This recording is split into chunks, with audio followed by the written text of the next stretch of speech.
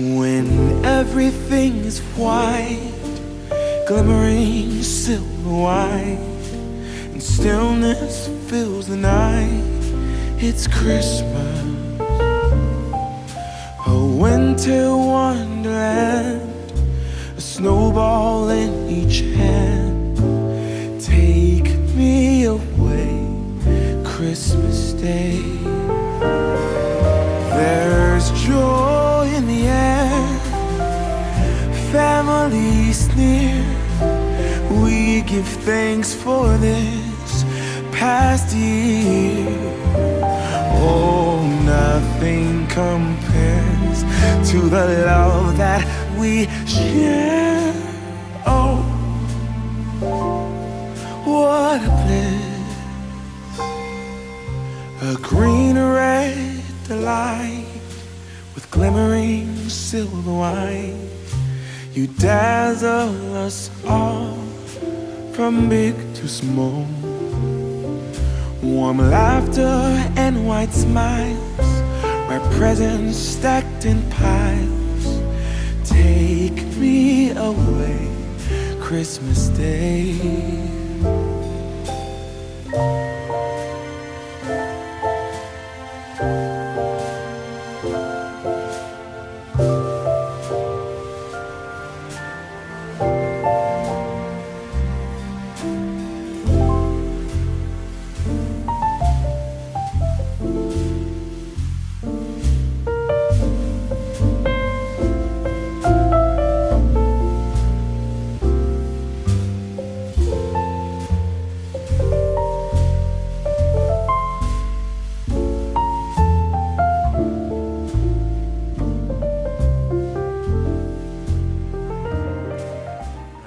Some award-winning goats or something where we live. Yeah, I thought so. Your big floppy ears. I know. Well, good afternoon. As you can see, we're on our afternoon walk. It's currently Sunday. We're going for a Sunday stroll. We spent the morning. What did we do this morning? Well, we had a lazy morning, and I know we've done some filming. Just a little bit though. Nothing. We don't usually work at the weekends. I'm not. Well, the reason why, and this is the reason why, because on Monday we are starting the office study renovations. Yes. I wanted to film before the renovation started the room. Did that. Also filmed the intro to Vlogmas with the MGs for Mrs. Millen Gordon here. Sunday traditions continue. We'll be enjoying a roast later on, sitting in front of the fire and catching up with the Crown. Yes. So I thought I was going to bring you along on today's walk, but I've got a flashing red battery, which is an absolute failure. Oh, what's that? That is not supposed to be on. What is it? That's a motorbike. Some kid modified his bicycle, put a little motor on it. It's gone across there. Yeah. We'll see if the battery lasts the walk, but it's a very foggy afternoon. You can barely see 100 yards in front of us, as you can see behind. Oh, it doesn't look so bad on the camera, Yeah, it but does. you can see it's quite foggy. Oh, it's sludgy. Yeah. Little did we know that we live near some donkeys. Lovely little donkey. Little donkey He's got a very fluffy face. Yeah. We have taken a route that we've never taken before, and we've experienced some chickens. Yep. There's a local that obviously has a hive and is offering honey to people in the village, and they're doing it by displaying it within an old beehive with a door on it. It's lovely. It's very clever. And 2 donkeys. So we've lived here for 3 years and we walk all the time, but we've explored a new route that we weren't aware of. We still found more that we didn't know that was there. A completely new route, which is lovely. It is lovely. I actually don't know where we're going. No. We're literally just it's- following a blind footpath at the moment. You think this route will take us to a different village? Yes. Okay, fair enough. Oh. What? Just I know, you can. This is quite clearly a path that leads somewhere. Okay. At least we think it does. Ooh. Ooh.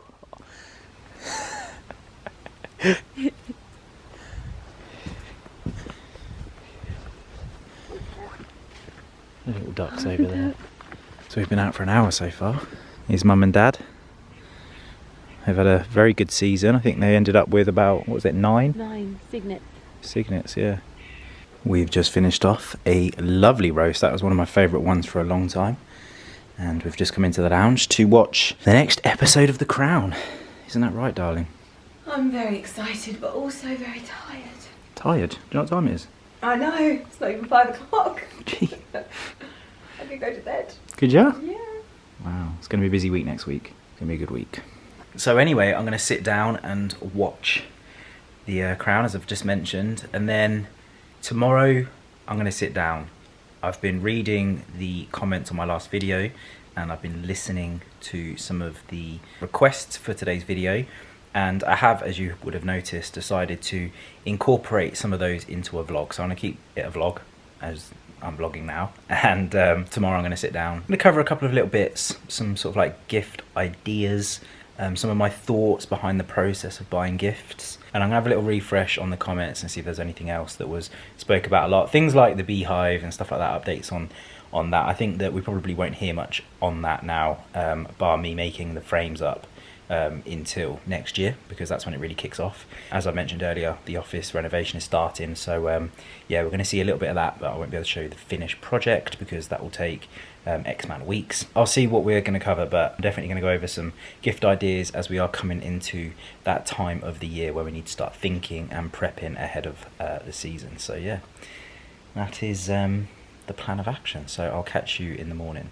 Well, I should be saying good morning, but I actually spent the morning doing life admin and work stuff, which is rather boring, but I managed to get quite a lot done.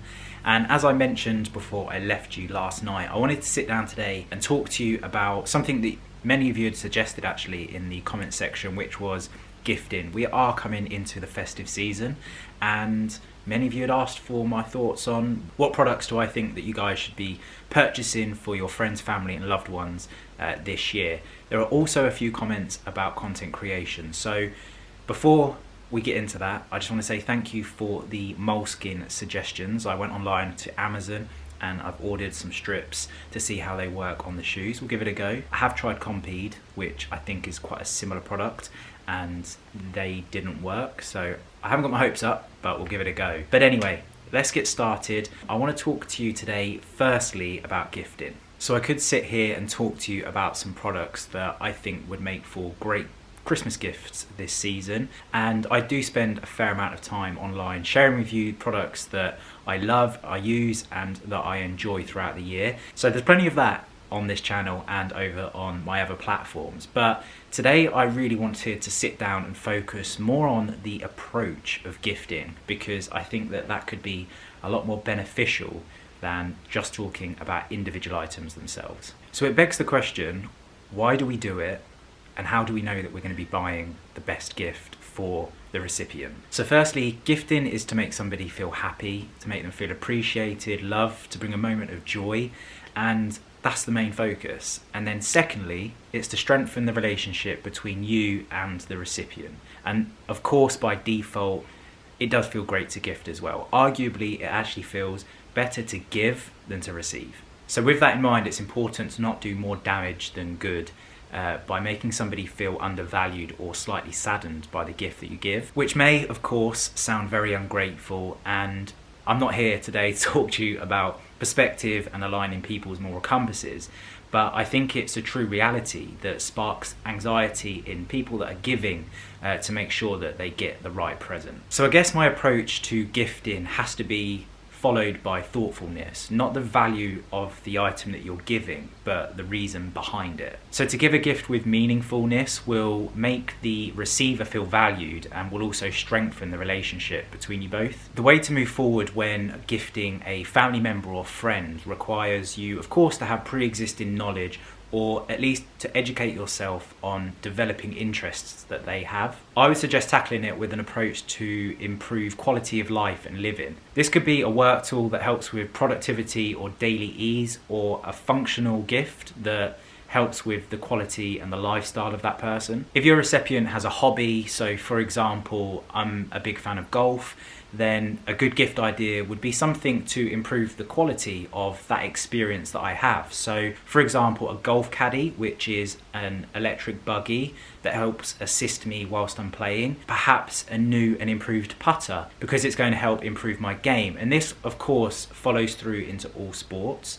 I mean, if we were to touch on gardening, for example, there would be some people that will be hammering their knees working on beds in the garden, and so a thoughtful gift may be to purchase a knee pad, which will in turn improve the quality of their gardening life and that hobby and passion that they pursue. And I think here the quality of living is what's really key. Another approach is experiences. I'm talking track days, theatre tickets, mini breaks, and of course with the consideration of current climate and COVID, you might have to think a little bit more outside the box and get a bit more creative. But those lifetime events that leave a memory for many years to come, I personally love the idea of a staycation, a mini break.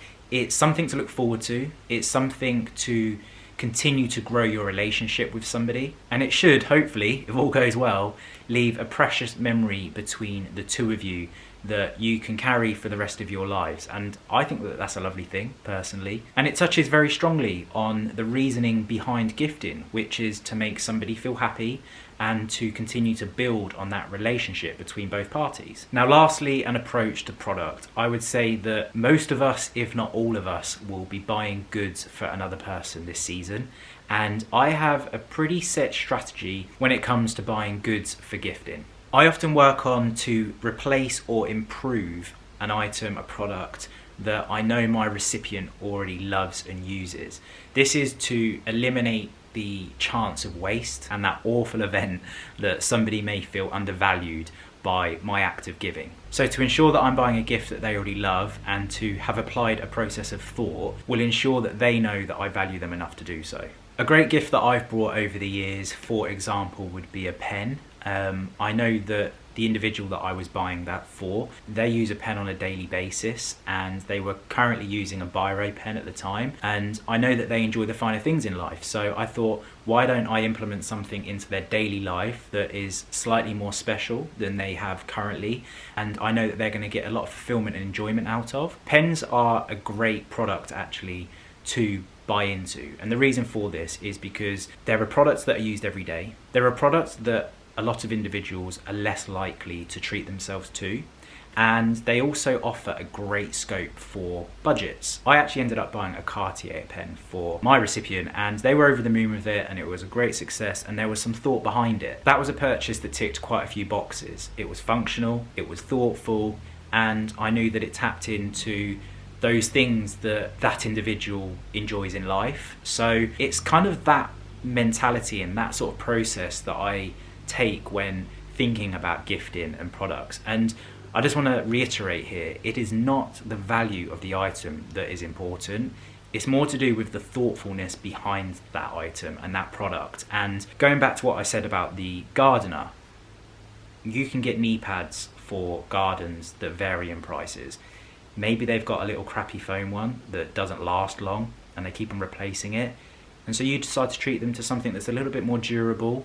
It's got more sponge or more material within it that makes it more comfortable. It's more aesthetically pleasing. Just something that improves upon a pre-existing product, I think, is a great way to go when it comes down to gifting goods. Now, another example would be drink. Many of us enjoy a good drink, and I'm sure that it wouldn't take much research to find out what your recipient's favourite drink is. Now, lots of people enjoy spirits, which is fantastic in this case, because a great gift is to buy somebody something unique, something that isn't readily available on the shelf every week. A lot of alcohol brands do small batch. If you were to do a little bit of Googling about that particular spirit, you don't have to be into the drink.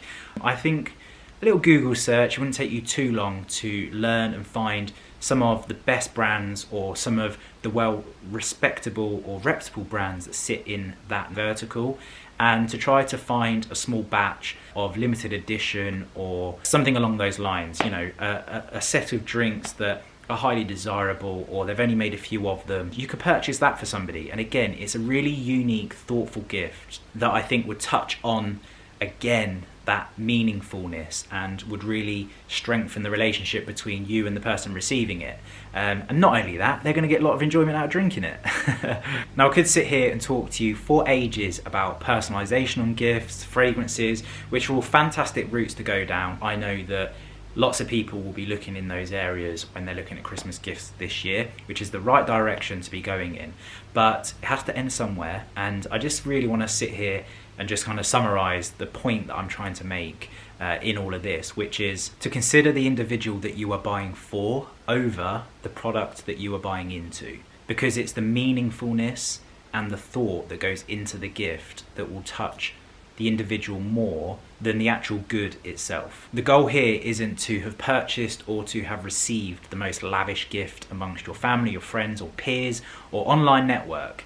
It's simply to achieve joyfulness and happiness between two parties. And that really is what I wanted to sit down to talk about today. I'm sorry if people were hoping that I was going to sit down and say, you need to get on the Coke because Santa Claus is on the cover and this is what Christmas is all about, and you need to buy this watch because I really love it and you need it in your life. Of course, I share products that I enjoy and love. I never want anyone to feel pressured to buy into those. I just share things that I enjoy, and things that I don't enjoy, you don't hear about them because I'm not going to share them with you because they bring no value. That's kind of like how I wanted to navigate this, because this is a time where there's going to be a lot of consumption, and I think that this way of approaching gifting will limit the amount of waste, because hopefully the individual that's receiving a gift from yourself is going to be putting it to good use because you know that they're already interested in it or they have a growing passion for it. It's going to be an improvement on their lifestyle or their quality of living. And I think that that way of thinking isn't just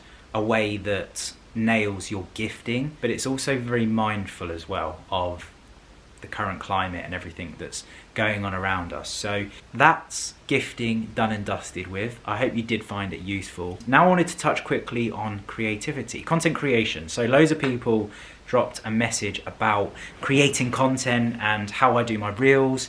And I'm going to keep this quite short because I don't think it needs to be that long. I think I've done some editing videos and for photos and videos in the past. This is what you need to go and research. And the reason why I want to say go and research it rather than me sit here and try and explain it, when you visually see it and when you physically do it, it's going to be a lot easier to understand and to execute it. The techniques that you see online on reels are pretty much splicing clips and masking.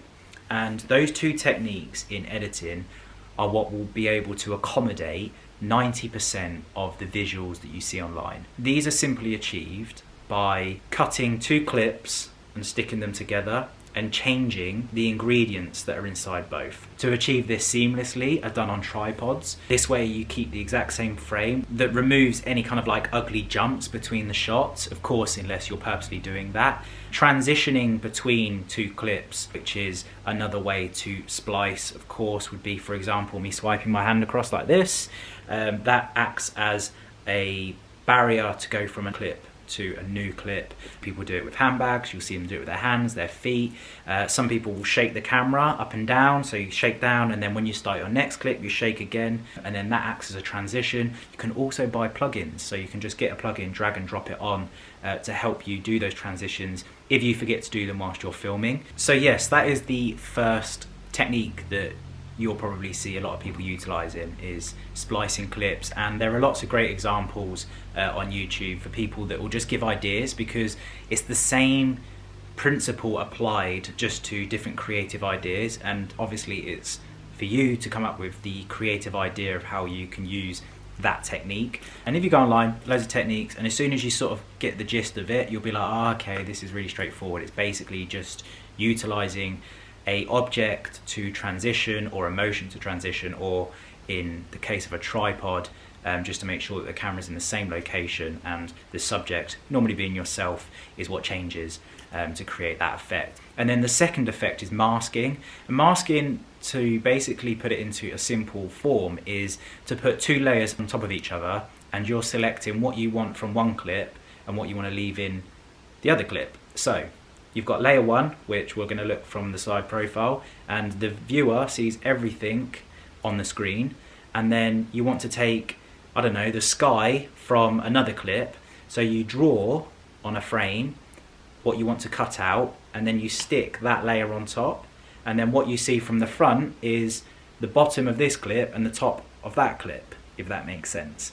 So you've layered it. Now when you're filming, you do typically 25 or 30 frames, which is pictures per second, which means that every second you will need to draw as the frame moves to realign and track the motion of the image. So if you want to mask me into the Bahamas, you would have to draw around me, and say I was walking, every second that I walk you would have to do 30 drawings over me and mask me into the background, which is the Bahamas. And that's what masking is. Masking an individual is quite complex because there are lots of moving parts and there are lots of intricate areas as well on the human body. It's a lot easier when you're masking behind solid items such as bridges and pillars that are nice and straight. But again, when you go online and you check out masking, all you need to type in is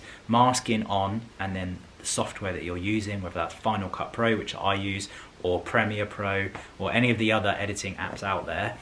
There will be loads of tutorials on how to mask, which you'll pick up almost instantly. And that is the other technique, which is slightly more complicated, which is why it's slightly less used, but it has an awesome impact when it's done and done well. So splicing clips and masking, that's pretty much all you need to know. If you're starting out with reels in editing, they're two great fundamental editing techniques to use, and you'll have loads of fun creating content with those two techniques. So that's all I really need to say regarding reels. They're the two techniques that I use, and once you get the hang of it, you'll just be able to play around with different ways to create video content.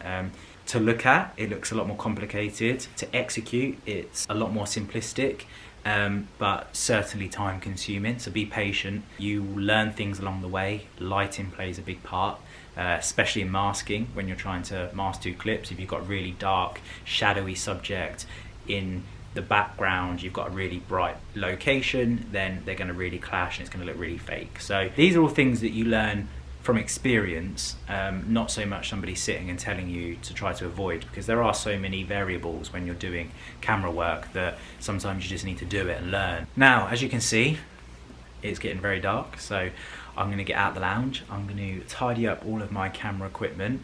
I feel like there was something else that I wanted to talk about quickly before I shoot off. Ah, that was it. I wanted to talk to you about my visit to Aston Martin Works in Newport, Pagnol, that I did a week or so ago, and I didn't have enough time to get the edit in last week's vlog, so I thought I would chuck it in this week's vlog, which was a very, very special and unique opportunity to go and take a look at the Aston Martin DB5 Goldfinger continuation. This car is like no other car I've ever seen before. It's an absolute piece of art, and there are only 25 of these made. So yeah, let's run into me with no beard a week or two ago. Good morning. So you probably don't recognise me because yesterday I filmed a campaign for Braun, which many of you will know I've worked with Braun now for the last 4 years, and for Christmas we shot a campaign yesterday for the Series 9. But this morning we've headed to Aston Martin Works in Newport Pagnol because we're going to be taking a look at the 007 Goldfinger continuation. It's going to be good. This car is insane. So right here we've got the Vantage Aston Martin racing car. This is the 97, and I've been lucky enough to sit in this little bad boy, courtesy of Mr. Alex Lynn. Very kindly let us sit inside during an event at Silverstone. What a beauty. So there we have it, guys. What a beauty. Front round, which you never see in the film, but were actually described on the car. And again, they've got little servo motors in there. It sounds so cool. Guns deployed.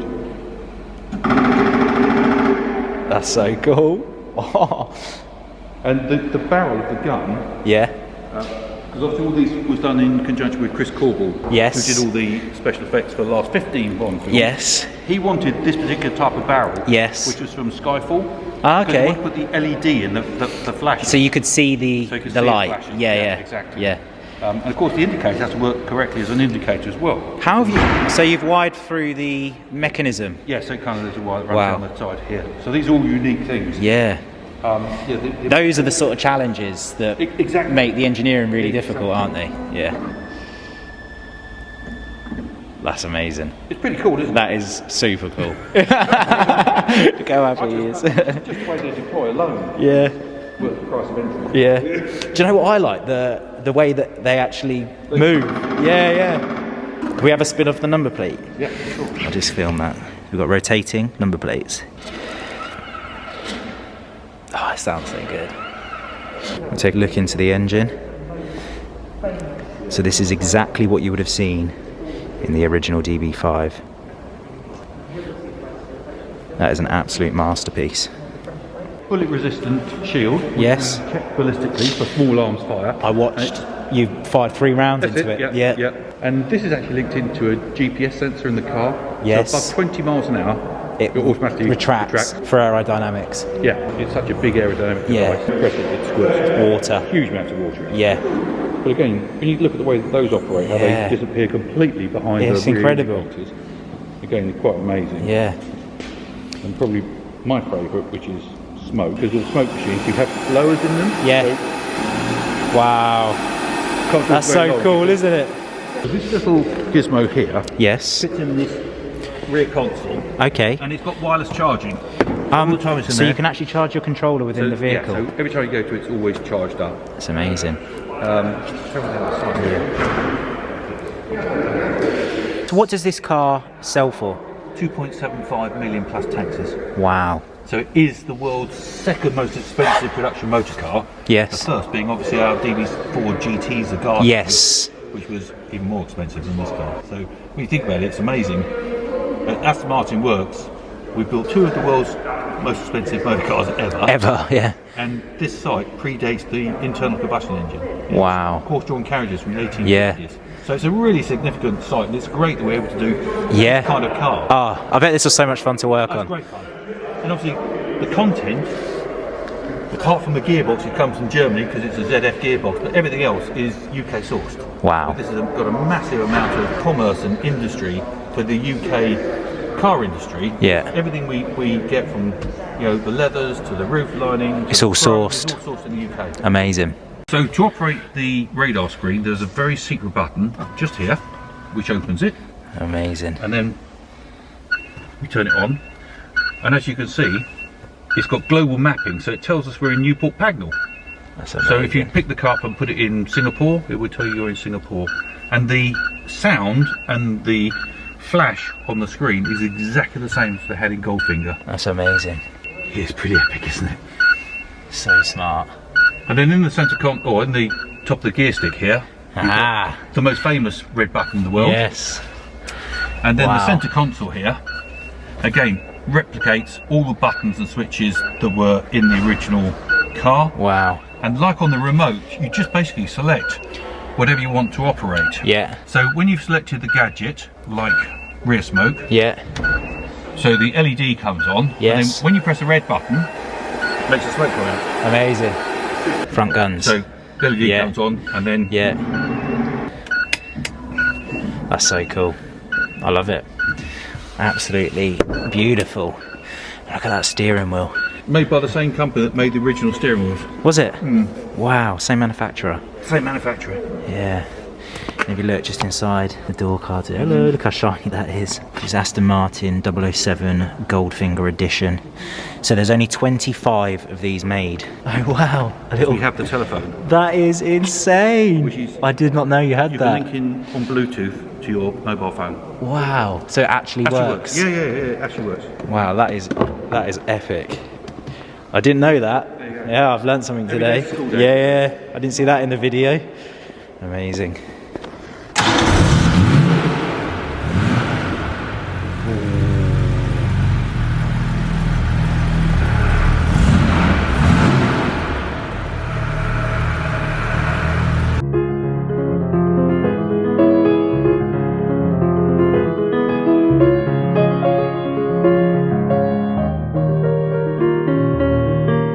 We've just finished filming the DB5 Goldfinger continuation. This car is absolutely spectacular. I had so much fun just creating that reel. So if you do want to go and check it out, make sure you head over to Ali Gordon on Instagram.